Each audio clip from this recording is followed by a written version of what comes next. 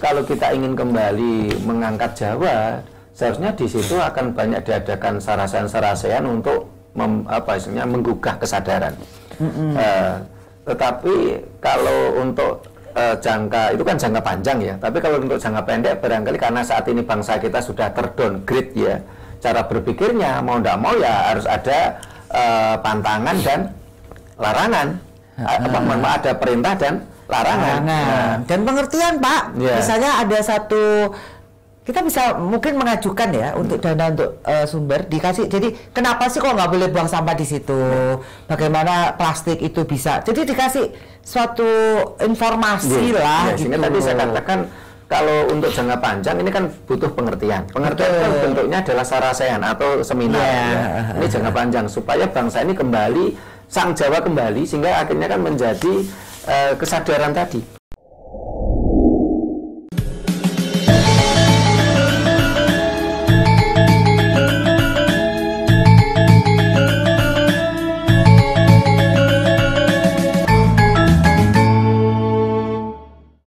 Rahayu Bapak-Bapak, Ibu-Ibu, dan pemirsa Dhamma TV dimanapun Anda berada. Senang sekali saya Satna Dewi kembali menjumpai Anda tentunya dalam acara yang kita tunggu bersama, yaitu Sinau Jowo. Pemirsa Dhamma TV, banyak sekali hal-hal tentang ajaran Jawa yang ternyata kalau saya pribadi banyak yang belum saya ketahui, terutama bahasa-bahasanya yang kadang-kadang asing bagi saya.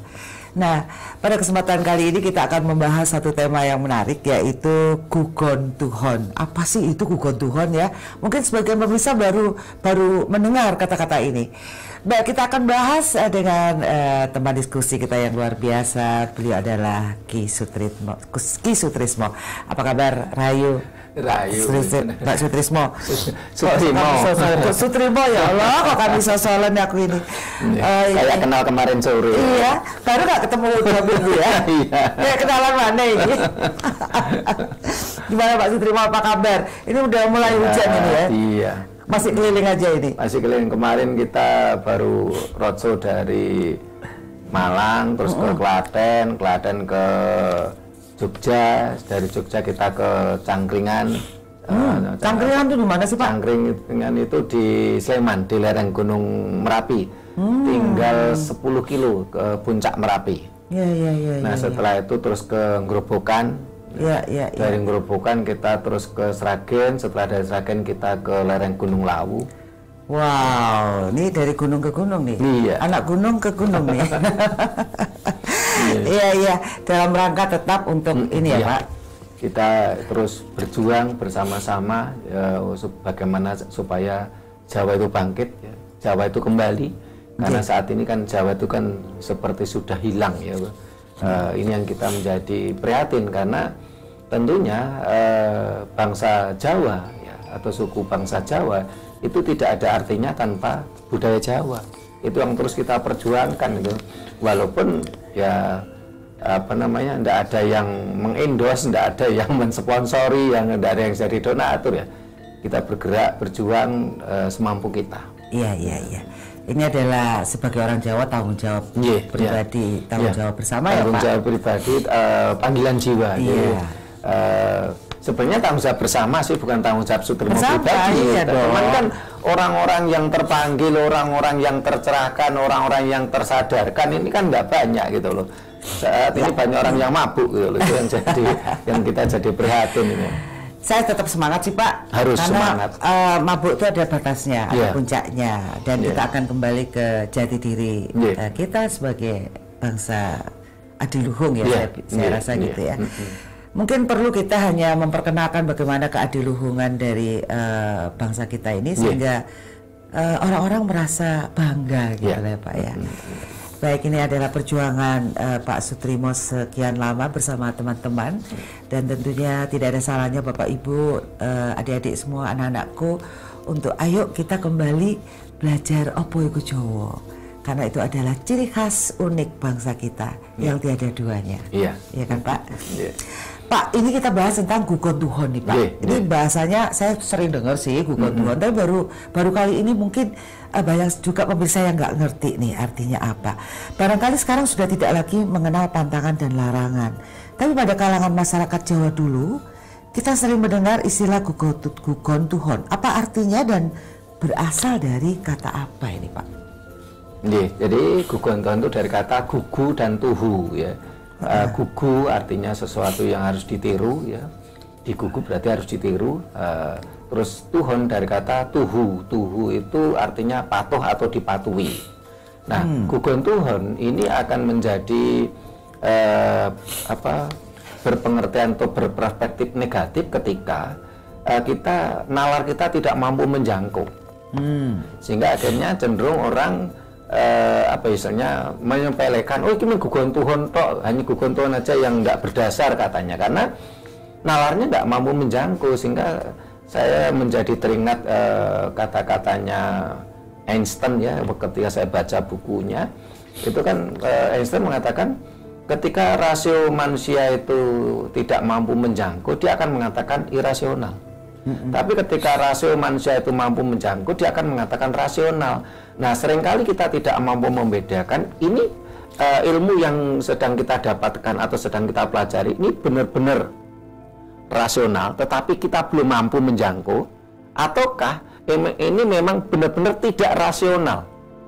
Nah, sehingga ini harus kita bedah gitu. Sehingga selama saya mempelajari budaya leluhur kita ya, setelah saya melanglang buana mempelajari ajaran-ajaran dari seberang, saya menemukan banyak kelebihan-kelebihan dan ternyata ajaran leluhur kita lebih high logis gitu loh.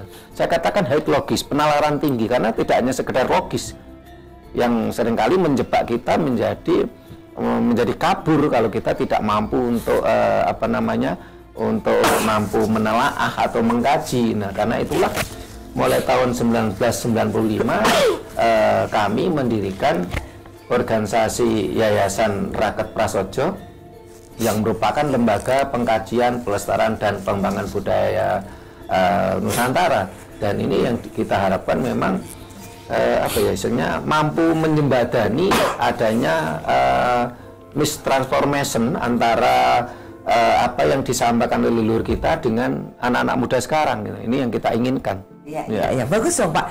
Sebenarnya anak-anak muda kita sekarang kan sebenarnya lebih kepada rasional ya. Dan ternyata ini nanti mungkin akan gatuk gitu ajaran itu, dan perlu penjembatan dari para ahli-ahlinya saya rasa untuk bisa membuka wawasan ini ya Pak ya. Nah, apa sih bedanya gugon tuhon dengan wewaler Pak? Kalau gugon tuhon ini kan sesuatu yang harus kita gugu ya, kita tiru dan harus kita patuhi ya. Tapi kalau wewaler itu lebih cenderung pada sebuah aturan ya. Wewaler itu sebuah aturan, sesuatu yang ini aturannya, ini pantangannya, ini tidak istilahnya yang tidak boleh dilanggar. Tetapi kalau gugon tuhon ini kan lebih bersifat kesadaran. Jadi kalau wewaler itu bersifat istilahnya sebuah batasan yang cukup jelas istilahnya. Tapi kalau gugon tuhon itu kesadaran. Oh, lebih kesadaran ya? Apakah kesadaran itu sesuatu yang utama Pak kalau dalam ajaran Jawa? Kalau di dalam ajaran Jawa kesadaran itu paling utama. Ya. Kalau wewaler itu kan konteksnya itu kan lebih implisit ya, lebih nyata gitu ya. Kalau sebentar gugon tuhon itu kan bukan sesuatu yang terang benderang ya, walaupun ada gugon tuhon yang saluguni, sesuatu yang sederhana, yang lugu itu kan sederhana, lugu itu kan jelas ya. Tetapi banyak sekali gugon tuhon di dalam masyarakat kita ini, banyak yang gugon tuhon yang sinandi ya. Nah, ini yang seringkali bagi masyarakat kita yang tidak mau berpikir kan akhirnya kan berperspektif negatif gitu loh. Sebenarnya apa faktor penyebab munculnya gugon tuhon ini? Nah, gugon tuhon ini kan beberapa waktu yang lalu kan sudah saya sampaikan, ajaran Jawa itu kan bersifat lifestyle, gaya hidup. Bagaimana leluhur kita dulu merupakan gaya hidup dari perilakunya keseharian tadi dititeni, artinya disampaikan kepada keturunannya.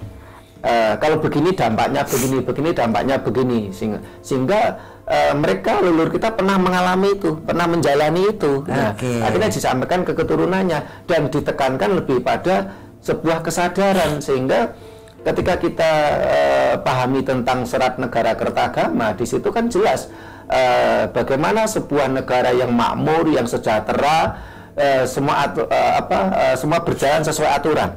Agama itu kan aturan. Jadi ini kan merupakan sebuah kesadaran. Jadi ajaran Jawa tidak bersifat ada perintah, ada larangan, ya, ada ancaman dan ada iming-iming. Sehingga ajaran Jawa disebut juga dengan Gomo Budi. Gomo Budi, Gomo itu aturan, Budi itu hati nurani. Sehingga di situ tidak ada perintah, tidak ada larangan, tidak ada iming-iming, tidak ada ancaman. Itu kan sebuah kesadaran tingkat tinggi. Berbeda dengan kalau ajaran-ajaran tamu kan lebih cenderung ada perintah, ada larangan, ada iming-iming, ada ancaman. Sehingga orang dipaksa dipaksa dengan aturan-aturan tadi, dipaksa dengan iming-iming tadi kan, dipaksa dengan ancaman, ya. Karena belum sadar, belum sadar. Nah, tetapi kalau ajaran Jawa kan malah tidak. Ini sebuah kesadaran tinggi, tidak perlu itu perintah, larangan, iming-iming, ancaman, tidak perlu. Ini yang kalau saya pelajari seperti itu. Ajaran Jawa itu sebuah konteks kesadaran tingkat tinggi. Contohnya apa nih Pak Gugontuhon, Pak? Ya, contoh Gugontuhon itu begini. Contoh orang tua mengatakan, ojo mangan nang nangar pelawang. Ini kan termasuk Gugontuhon ini ya. Oh, itu Gugontuhon ya? Iya, ojo mangan nangar pelawang. Ini kan sebenarnya kan sebuah ini Gugontuhon, bukan wewaler. Ya. Kalau akan bicara wewaler, otomatis nanti akan lebih vulgar ya. Artian contoh wewaler sebagai contoh gini, ojo metu surup. Ya. Mengko mundak ora api. Ini wewaler. Ini kan bentuknya kan lebih vulgar. Aja metu masuk surup-surup nggak? Iya, pemirsa Dhamma TV, apa kabar bagi Anda yang baru saja memutar channel Dhamma TV? Dan tentunya tidak ada salahnya kita akan belajar tentang banyak sekali istilah-istilah di ajaran Jawa yang mungkin sering kita dengar tetapi kita tidak ngerti itu maksudnya apa.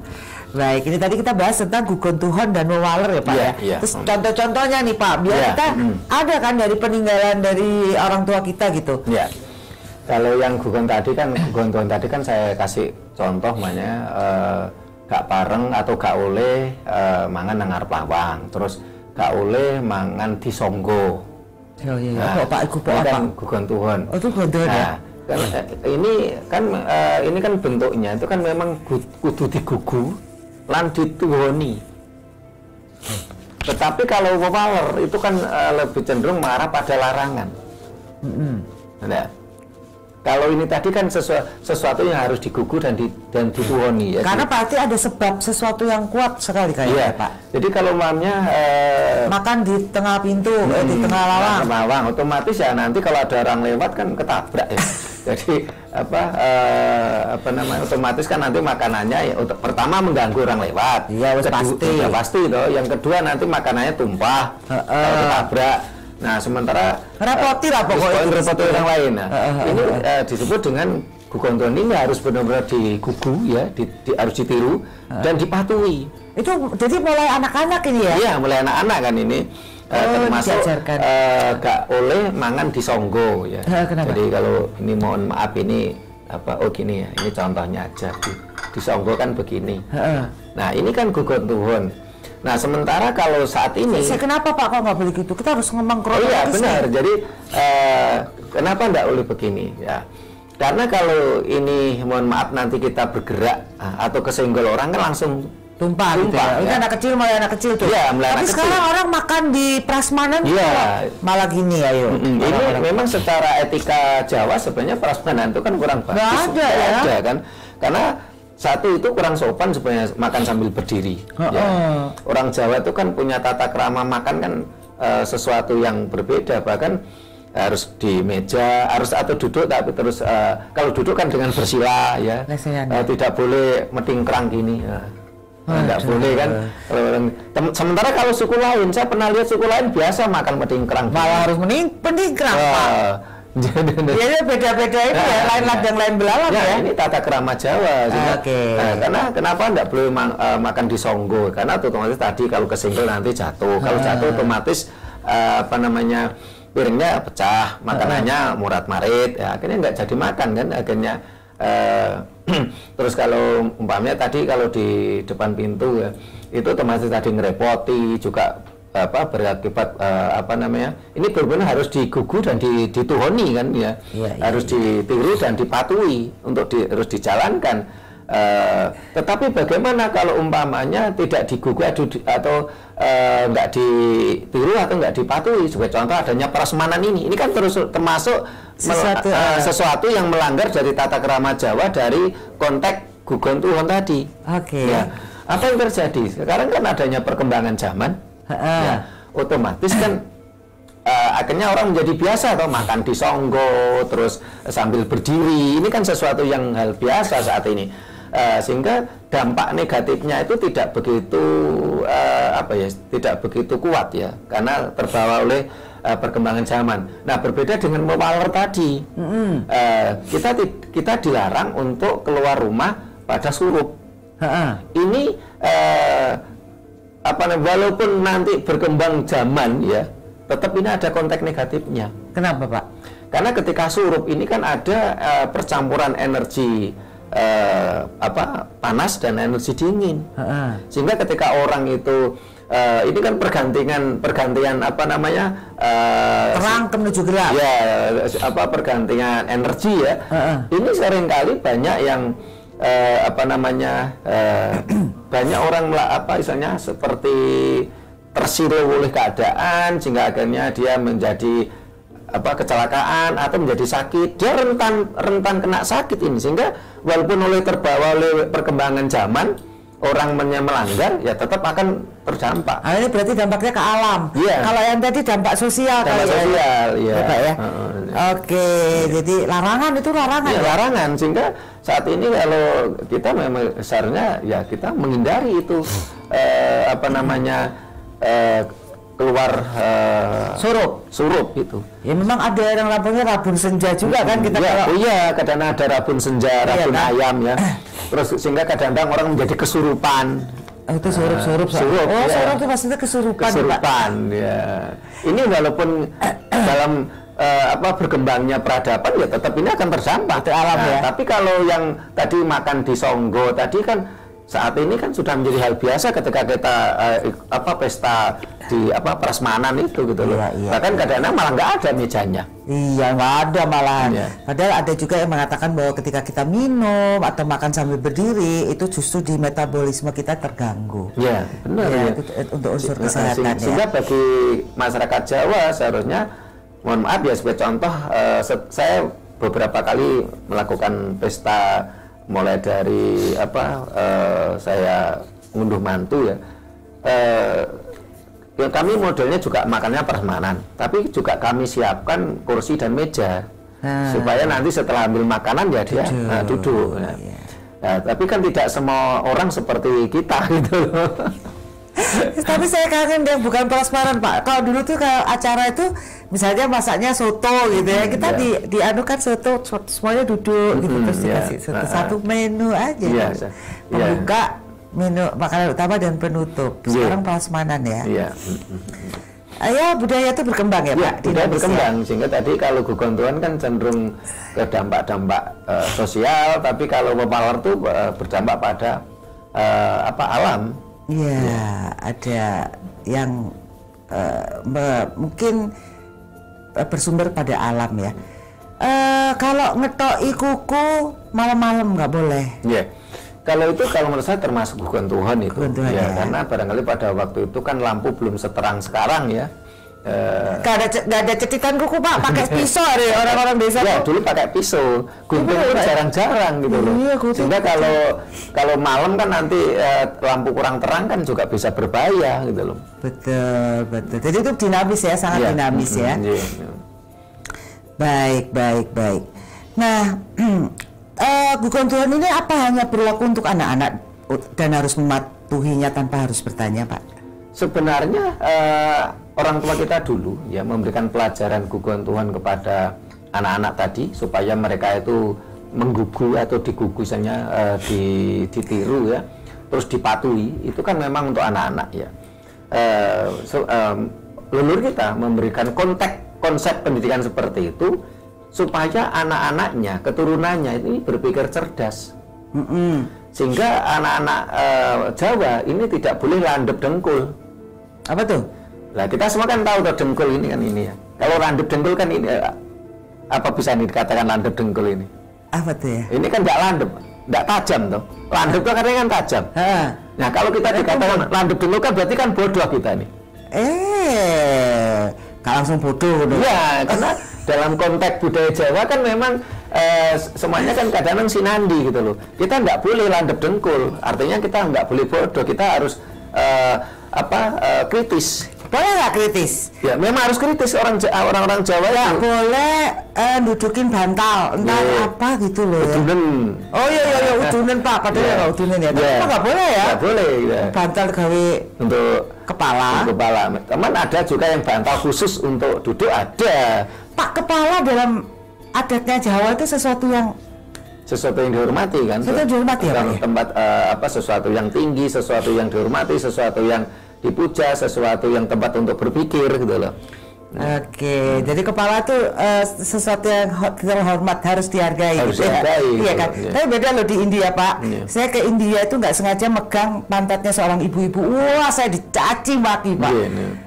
Tapi begitu kita duduk kan di bawah, begitu berdiri, dia tuh pegang kepala saya gitu saya merasa bahwa kepala adalah gantian yang saya. Ini beda konteks budaya. Beda konteks budaya ya. Ya. Oke, ternyata kepala sesuatu yang sangat dihargai di ajaran Jawa. Baik, tadi dari mulai anak-anak sudah diajarkan tentang gugon tuhon ya. Dan itu bermaksud apa? Supaya anak-anak kita itu cerdas, ya. Misalnya tidak landep dengkul. Nah, kalau anak-anak kita itu bodoh atau landep dengkul, sehingga kan kadang-kadang gugon Tuhan menjadi hal negatif, karena mereka tidak mampu berpikir kritis gitu loh. Nah, ini kan konteks dan konsep pendidikan Jawa. Jadi mulai kecil anak-anak kita diajari untuk berpikir cerdas, nggak boleh landep dengkul, sehingga ketika orang tua kita memberikan nasihat kepada kita itu dalam konteksnya itu kan tidak vulgar. Ini konteks Jawa, sehingga banyak contoh kan orang tua kita memberikan pesan pada kita, engko nek mertamu ojo ngragas, nek ditawari maem ngomong sik wareg. Lah, walaupun perut kita lapar, gitu ya? Ya, ini kan sesuatu yang konteksnya kan bukan sesuatu yang vulgar. Kita harus banyak sasmito, kita harus banyak pembelajaran ya. Orang Jawa kalau memberikan nasihat-nasihat kan memang dengan bentuk-bentuk sasmito, sehingga gugon tuhon itu seringkali kan tidak vulgar. Seperti tadi dikatakan banyak nggak boleh makan di depan pintu ya. Ini kan sesuatu yang tidak vulgar gitu. Atau kita nggak boleh mangan di songgo, ini kan sesuatu yang tidak vulgar juga. Nah, ini gugon Tuhan. Kalau wawaler tadi kan lebih cenderung kita dilarang untuk keluar surup. Atau saat ini banyak wawaler yang sudah dilanggar dan akhirnya menjadi bencana alam. Dulu saya masih ingat betul leluhur kita memberikan wawaler tidak boleh potong pohon yang ada di mata air ya. Pak, gugon Tuhan itu apakah merupakan sebuah upaya bagi orang Jawa untuk tetap menjamin keberlangsungan tatanan sosial budaya dan keberlanjutan ekosistem kemasyarakatannya? Ya, memang gugon Tuhan itu kan sebuah pembelajaran ya. Konsep dan konteks pendidikan Jawa. Bagaimana kita ngajari anak-anak kita supaya anak-anak kita tadi kan tetap ini yang harus kamu tiru ya, digugu, dan ini harus kamu patuhi, harus kamu jalankan dengan kesadaran. Sehingga kita harus benar-benar berpikir cerdas, berpikir kritis. Kita jangan landep dengkul supaya kita memahami apa yang menjadi gugon Tuhan yang diajarkan oleh orang-orang tua kita, oleh leluhur kita, oleh kakek-kakek kita gitu loh. Jadi boleh bertanya dong, kenapa sih kok ada larangan seperti itu? Boleh dong. Nah, boleh bertanya. Saya masih ingat ketika masih kecil itu, memang kadang-kadang orang tua kita atau kalau dulu mbah saya atau yang saya, ini ada beberapa pertanyaan saya yang dijawab, ada yang juga. Nampaknya di situ ada pemikiran dewasa dari beliau. Oh ini cucu saya ini sudah bisa saya jelaskan ini. Oh ini belum. Oh gitu ya, ya. Tidak boleh bawa payung di dalam rumah. Ya. Tidak boleh membawa payung di dalam rumah. Payung. Ini kan juga gugon tuhan loh ini. Dalam artian apa? Ini kan double atap ya. Nah, ketika double atap itu kan cenderung sesuatu yang sia-sia tuh. Nah, ini kalau misalnya gugon tuhan bukan wewaler. Salah satunya itu ya. Iya. Tapi kadang-kadang nyulek, Pak. Ya. Nyulek lah anak-anak kecil terutama ya, bawa payung diputer-puter, akhirnya nyulek kancane. Itu juga sesuatu yang Oke. Karena ketika kita bicara tari ya, sebagai contoh tari bondan itu kan pakai payung. Jadi ini ya, tadi saya katakan ini gugon tuhan, tidak termasuk kategori wewaler. Ya. Oke, jadi itu adalah menyangkut tata krama, terus etika, ya Pak ya, supaya tidak mencelakai orang lain. Itu bentuk kepekaan deh, kepekaan kita yang dididik mulai rasa ya. Mulai kecil kita diajari dengan among rasa gitu. Sehingga kalau kita tidak perlu wewaler kalau kita sudah gugon tuhan. Kita tidak perlu larangan, kita tidak perlu ancaman karena kita sudah sadar, karena kita sudah bukulan nuhoni dari nasihat-nasihat orang tua kita. Oke. Dengan kesadaran tadi. Pak, ya ini termasuk wewaler apa gugon tuhan? Tidak boleh mengambil ikan di sumber mata air misalnya. Karena itu seperti itu. Itu apa, Pak? Kalau ini kalau menurut saya wewaler ini. Wewaler ini. Iya, karena itu nanti kalau dilanggar tetap ada berdampak alam di situ. Oke. Ya benar juga ya Pak ya. Karena ketika di sumber ya di mata air ini kan ikan ini kan makan lumut ya, makan nyamuk di situ ya. Nah, kalau di sumber ini kan ikan-ikan tadi sangat bermanfaat untuk membersihkan sumber. Betul. Supaya sumber tadi tidak buntu. Iya, tolong ukur ya, kebersihan ini sumber. Ini rasional sekali kebersihan sumber tadi gitu loh. Sehingga tapi kalau kita mengambil ikan yang ada di sungainya, kita boleh. Iya, boleh ya. Nah, ini kan berbersih, sehingga saya sangat prihatin sekali ya. Beberapa waktu yang lalu saya pernah mandi di sumber taman. Di mana itu Pak? Sumber taman itu di daerah kecamatannya Kota Pagelaran kalau nggak salah itu. Dulu Kota Gondang Legi tapi sekarang Kota Pagelaran. Ketika saya mandi di sana itu kan saya sangat prihatin sekali ya. Mata air kita kan semuanya rusak. Di situ ikan sudah tidak ada. Setelah itu banyak plastik-plastik bekas sampo, bekas sabun di situ. Waktu itu saya sempat punya pemikiran ini kan, bagaimana kita ini gotong royong untuk membersihkan sumber tadi gitu loh. Nah waktu itu sempat saya sampaikan kepada Pak Camatnya, karena kebetulan waktu itu camatnya akrab dengan saya, tapi belum sempat dijalani. Ini beliaunya ganti wilayah gitu loh. Mudah-mudahan saat ini ada kesadaran masyarakat di sana untuk membersihkan sumber tadi. Iya. Karena plastik ini kan tidak terurai oleh tanah itu 200 tahun. Ini kan benar-benar merusak oleh mata air tadi, apalagi di situ nggak ada ikannya. Ya, ini kesadaran masyarakat ini lemah sekarang ya Pak untuk hal semacam itu dan tidak peduli kadang-kadang. Karena setelah banyak nilai-nilai Jawa hilang, akhirnya nampaknya masyarakat kita tidak lagi mengindahkan gugon tuhan dan wewaler. Nampaknya masyarakat kita saat ini yang diperlukan adalah larangan dan perintah. Nampaknya kita malah downgrade dan rendah kita akhirnya derajat kita gitu loh. Itu bisa dimulai dari pendidikan di keluarga Pak. Pak. Kadang-kadang juga ketika orang tua ditanya itu ya pokoknya ngono jarene mbahmu, itu sangat tidak bisa, itu tidak mendidik. Tidak bisa memenuhi kita mengkritisi itu tadi nggak terpenuhi gitu pertanyaan kita. Apa mungkin ini sumber kan sesuatu yang penting banget kalau menurut saya Pak. Apa perlu dikasih sebuah pengetahuan lah, ilmu lah di situ? Kalau menurut saya, kalau kita ingin kembali mengangkat Jawa, seharusnya di situ akan banyak diadakan sarasehan-sarasehan untuk menggugah kesadaran. Tetapi kalau untuk jangka itu kan jangka panjang ya, tapi kalau untuk jangka pendek barangkali karena saat ini bangsa kita sudah terdowngrade ya, cara berpikirnya mau tidak mau ya harus ada pantangan dan larangan.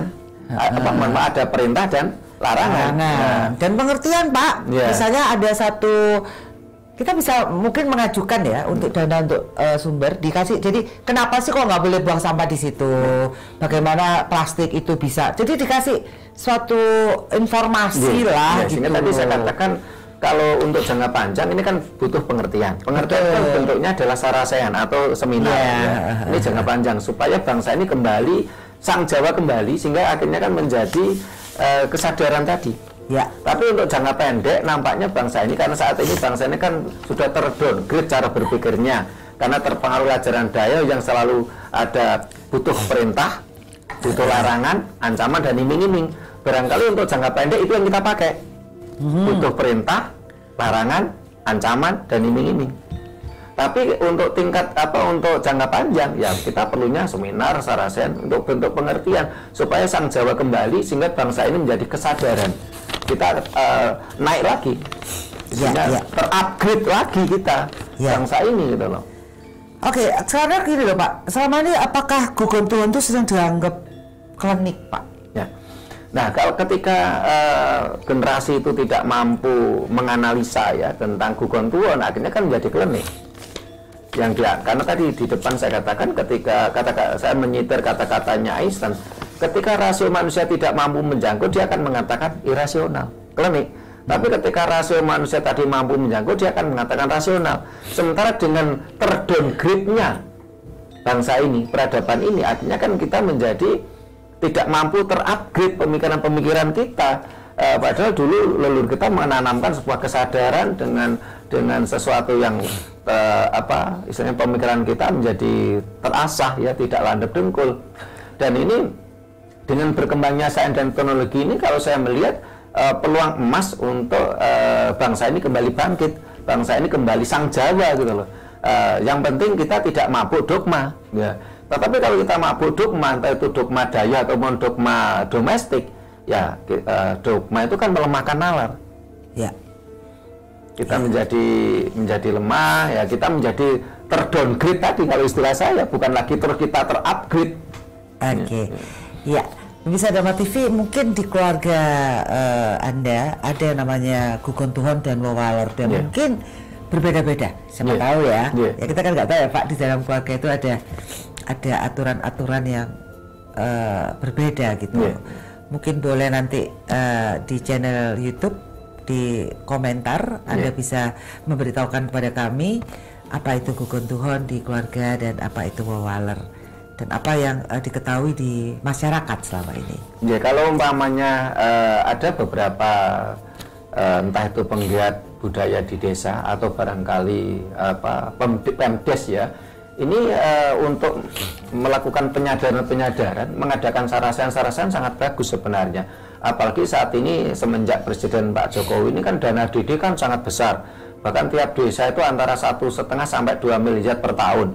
Ini kan bisa digunakan untuk pembelajaran, pencerahan, penyadaran masyarakat untuk jangka panjang. Jadi inilah yang dimaksud dengan pembangunan sumber daya manusia gitu loh. Sehingga jangka pendek digarap, jangka panjang, jangka menengah digarap, jangka panjang juga digarap.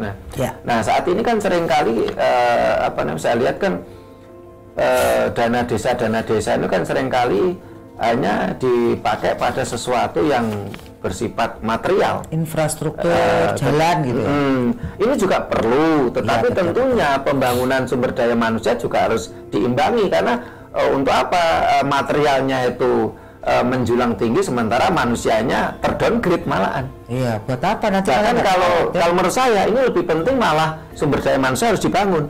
Karena kalau sumber daya manusia dibangun, tentunya nanti dengan kesadaran merawat, membangun, orang tidak akan berat hati, orang tidak akan keberatan untuk diajak gotong royong. Betul. Untuk membangun desanya. Betul. Tetapi kalau sumber daya manusianya itu terdowngrade, tentunya walaupun ada pembangunan infrastruktur yang begitu menjulang, malah merawatnya nggak mau. Nggak mampu lagi. Nggak mau dan nggak mampu. Akhirnya banyak sekali saluran-saluran air yang akhirnya sudah dibuatkan oleh pemerintah malah dibuntu. Nah, itu wawalan apa gugontuhan itu? Wawalan ya Pak ya, kalau itu buang sampah, nyapu, nangkot. Ya itu sudah sifatnya sudah wawalan, bukan lagi gugontuhan. Baik Pak, ini ada jenis-jenis gugontuhan nih Pak. Ada gugontuhan Kang Salugu, ada gugontuhan Wasito Sinandi, dan ada gugontuhan Pepali atau wawalan. Pak. Nah, apa itu Pak contoh-contohnya? Kalau gugontuhan Salugu, Salugu itu kan dari kata lugu, opo anane. Oh, lugu. Jadi gugontuhan yang bersifat opo anane. Jadi ini biasanya untuk anak-anak kecil. Ya, karena anak-anak kecil itu cara berpikirnya masih masih lugu gitu loh, masih apa adanya. Gitu.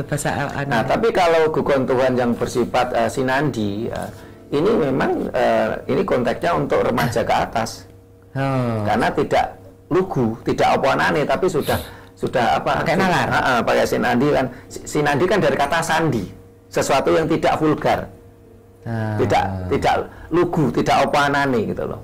Ini kan memang misalnya konteks dan konsep pendidikan Jawa kan di situ yang saat ini ditinggalkan karena kita mencoba meniru konsep pendidikan Barat. Tetapi juga tidak barat-barat bener gitu loh, karena kalau saya lihat ya, kalau konsep pendidikan Jawa ini kan kita diasah mulai kecil, jadi mulai dari awalnya kita dikasih tahu tadi gugontuhan Salugu atau opo anane. Jadi karena anak kecil kan belum mampu berpikir yang banyak, yang sinandi. Nah, satu remaja mulai gugontuhan yang sinandi. Nah, dan konteks dan konsep pendidikan Jawa itu tidak banyak menghafal, tetapi dengan konteks-konteks tutur, ya, tutur itu lisan, sehingga terjadi di situ pengembangan. Tetapi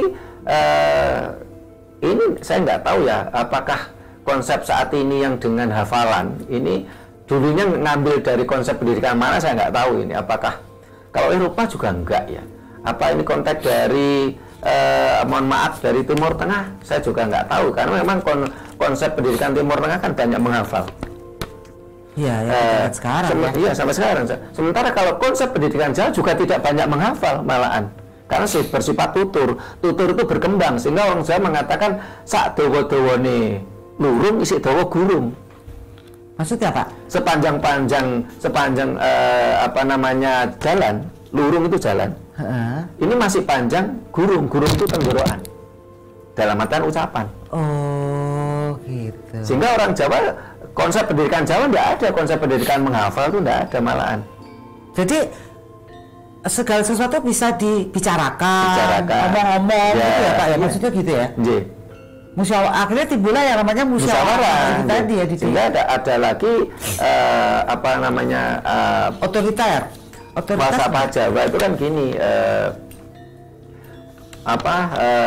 mangan gak mangan sing penting lumpuk. Nah, ini kan musyawarah. Jadi mangan ora mangan sing penting lumpuk. Nah, mangan ini kan dalam konteks kita sejahtera, makan-makan. Tetap harus melumpuk untuk bicara. Orang mangan berarti kita dalam posisi sulit. Ya, juga harus melumpuk untuk bicara. Iya gitu ya Pak ya. Iya. Mangan, ngono Pak ya, tiba. Kita kan dulu mengartikannya ngompo gak apa-apa, ono manganan atau gak ono panganan. Iya. Ini terlalu dangkal pikiran kita, padahal kita diajar lulus kita ojo landep dengkul. Mangan orang mangan sing penting melumpuk, kumpul. Dalam kondisi kita mangan, ya itu kan dalam kondisi kita makmur, sejahtera, kita kaya raya. Kita tetap harus kumpul demi musyawarah, demi seduluran, demi keadilan, ya, demi kemanusiaan. Orang mangan dalam posisi kita prihatin, kita sengsara, kita sedang dalam posisi bersedih, kita sedang posisi ada ujian, kita pun juga harus kumpul, silaturahmi gitulah kalau Iya. bahasanya itu Iya, ya. iya. Jadi semua itu nanti bisa digotong royongi sebenarnya ya. Dan Jadi gotong royong berbeda dengan urunan. Ya, saat ini kan masyarakat kita kan nggak paham apa itu artinya gotong royong dan apa artinya urunan. lah urunan kok konotasinya duit dong Pak. Tidak harus. Lah gotong royong kan Iya. tidak harus duit. Iya, jadi urunan itu konteksnya begini ya, urunan itu. Sebagai contoh umpamanya kita ingin melakukan apa, kita ada sebuah kegiatan. Heeh. Entah itu kegiatan bangun rumah, entah itu kegiatan kita taruhlah kita apa namanya? Kerja bakti. Kerja bakti atau kita kegiatan umpamanya selamatan desa ya. Kalau urunan ini pekerjaan tadi dibagi sama rata. Oh sama rata. Urunan. Heeh. Nah, makanya sehingga entah itu dalam bentuk pekerjaan, entah itu dalam bentuk uang, urunan. Nah, ini dibagi sama rata. Tetapi kalau gotong royong tidak, gotong royong ini akan sesuai kemampuan. Sebagai contoh, makanya saya kasih contoh secara angka saja ya, supaya lebih gamblang ya pemirsa ya. Sebagai contoh, kita punya kegiatan membutuhkan dana 10.000. Nah, 10.000 warga berapa? Atau anak-anaknya berapa? Taruhlah 10. Ya dibagi 10, berarti apa? 1.000-an. Itu ini namanya urunan. Oke. Tapi kalau gotong royong enggak. Tadi dikatakan kebutuhan kita 10.000. Dibagi 10. Kalau gotong royong, ini kebetulan si A ini punya kemampuan lebih. Ya udah dia 2.000 ya. Atau 2.500. Sementara si Z taruhlah dia tidak begitu banyak punya kemampuan. 200 perak. Ya 200 rupiah aja atau 500. Ini namanya gotong royong. Oh gitu. Sesuai kemampuan. Ya. Menggotong sesuai kemampuan. Ya, ini kan gotong royong. Oke, kira-kira bisa dipahami nggak? Saya baru paham. Beda sama urunan ternyata ya. Beda dengan urunan. Ya, urunan yang jelas Nominalnya sama. sama. Oke. Baik, Pak. Jadi dasar dari gotong royong ada, berarti itu ada apa ya, sisi kepekaan, Iya. kemanusiaan. Dan biasanya tembang kalau rasa, ya, Pak, gotong ya? royong ya, orang Jawa itu kan harkat dan martabatnya tinggi, orang Jawa ya. Tapi saat ini kan banyak orang yang sudah tidak Jawa. Ya. Sehingga tadi di depan saya katakan kalau orang yang Jawa perutnya lapar, ditawari makan bertamu, dia masih bilang, "Mboten tasik sabek, tasik tuwuk, masih kenyang." Ya. Berarti apa? Orang Jawa harkat dan martabatnya tinggi. Dia akan kuat tirakat daripada dia jatuh harkat dan martabatnya. Tapi nanti jadi dikira basa-basi, Pak. Jawa memang konteks tata keramanya berbeda kan, sehingga kadang-kadang si tuan rumah pun harus among rasa, Peka ya. peka. Kadang-kadang biasanya gini lah, wong dayoh kok ditawari, pokoknya disuguhnya rak dipangan. Ya. Nah, among rasa. Karena memang harus makan ya. Kalau nggak makan malah nggak enak ya. Iya, iya. Oke. Sehingga dayohnya sendiri tadi juga harus among rasa. Disuguhi, ya kudu diicipi. Suka atau tidak suka. Ini kan among rasa, saling among rasa, entah itu dayoh maupun yang tuan rumah. Siap. Tetapi saat ini kan banyak orang yang sudah tidak Jawa. HP-nya Android. Gelangnya mas-masan ngerempiong. Dia antri apa? Ini Raskin, dia antri PKH ya. Kemarin beberapa waktu yang lalu saya sempat motret ya. Rumah di Kabupaten Malang. Rumahnya bagus. Di rumahnya tuh berjajar sepeda motor bak dealer. Rumahnya tertulis penerima PKH. Loh, ini hilang Jawa nih. Kalau dia orang Jawa dia nggak akan mau terima. Iya ya, harkat martabat ya. Iya. Wah, itu benar-benar Penghinaan itu sebenarnya. ya. Tapi kan karena hilang Jawa nih, dia malah bangga loh. Di rumahnya itu ditulisi penerima PKH, bangga loh dia nih. Bagaimana Bapak-bapak, Ibu-ibu? Ya, saya jadi berpikir lagi ngelihat sopo yang benar-benar masih ngugem Jawane ya. Benar, harkat dan martabatnya itu benar-benar dipegang ya. Gak sembarangan menurut ya, jadi manusia itu ya. Karena yang namanya manusia kan tentunya harus berbeda dengan hewan kan tentunya. Dan itu budaya kita ya Pak. Iya. Jadi tidak melacurkan diri, tidak korupsi, ya kan, karena sesuatu gitu. Nah ini barangkali ini untuk produsernya ini minggu depan kita bisa membahas tentang undang-undang korupsi masa kini dan undang-undang korupsi masa Majapahit. Kita jauh kok tertinggal dengan pada masa Majapahit. Oh ada ya undang-undang korupsi? Ada di Serat Kuntara Manawa itu dijelaskan. Ternyata setelah dibedah oleh banyak ilmuwan, bahkan oleh ahli hukum, ternyata undang-undang korupsi pada masa Majapahit jauh lebih tinggi daripada undang-undang korupsi yang zaman sekarang. Jauh lebih efektif. Lebih efektif. Kalau saat ini kan kita akhirnya kan hitung-hitungan. Saya korupsi sekian triliun, nanti saya dihukum sekian tahun, oh masih badi. Gendeng. Oke, perlu juga Pak. Kayaknya kita bahas itu untuk melihat pada saat kejayaan suatu kerajaan di Nusantara ini ya. Sehingga kita sangat prihatin kemarin waktu disiarkan langsung bagaimana rapat DPR ini ternyata partai-partai besar yang tidak mengiyakan undang-undang perampasan aset yang diajukan oleh Presiden Jokowi. Nampaknya Pak Jokowi itu banyak belajar tentang peradaban Majapahit itu. Termasuk tentang undang-undang desa, undang-undang perampasan aset. Ya gimana tidak Pak, bahwa kita pernah punya satu era di mana kita berjaya dan tentunya harus dipelajari dong oleh semua anak bangsa, harusnya kan. Bagaimana negara atau Nusantara ini pernah berjaya dan itu yang paling cocok pada saat. Ya karena kita setelah mabuk dogma kan nalar kita jadi lemah kan, akhirnya kita meninggalkan peradaban luhur kita yang luar biasa, yaitu tadi karena mabuk dogma asing. Oke, semakin pintar, semakin gak landep dengkule. Pak, ada kesimpulan nih Pak. Moga Pak. Kesimpulannya manusia yang bijak ya, karena menjadi tua adalah sesuatu yang pasti. Tetapi menjadi bijak atau menjadi dewasa itu adalah pilihan. Sebenarnya leluhur kita sudah meninggalkan warisan-warisan, tidak hanya sekedar berupa tanah. Tapi leluhur kita juga meninggalkan berbagai nilai-nilai peradaban yang tinggi. Sayangnya saat ini bangsa kita mabuk ajaran Dayoh, kita mabuk dogma Dayoh, dogma asing, sehingga kita melupakan, bahkan melalaikan, meninggalkan warisan leluhur kita yang bersifat filosofi, ajaran-ajaran luhur, yang bersifat lifestyle gaya hidup. Padahal kita mau menerima warisan berupa tanah. Apa itu yang dimaksud dengan warisan berupa tanah? Peradaban. Mohon maaf, Bu Rusatna ini lahir di Kota Malang, kan tentunya tidak pernah babat talas.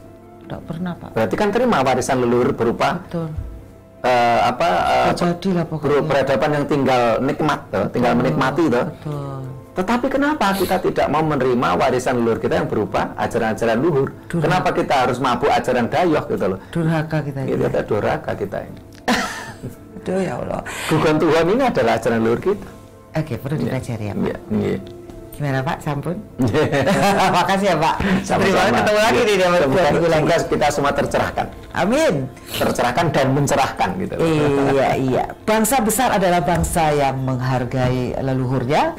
Dan bangsa besar adalah bangsa yang melestarikan ajaran adiluhurnya, adiluhungnya.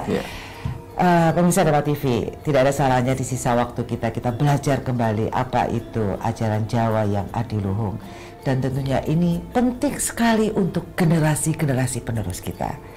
Sumber daya alam yang kaya raya, Nusantara yang benar-benar menjadi mercusuar dunia, tentunya harus dipegang oleh pemimpin-pemimpin yang mempunyai karakter adiluhung. Baik pemirsa Dharma TV, semoga acara ini bisa memberikan informasi atau manfaat bagi kita semua. Saya Satna Dewi mengucapkan banyak terima kasih dan mohon maaf juga jika ada salah kata. Salam pejuang budaya adiluhung. Rahayu. Rahayu.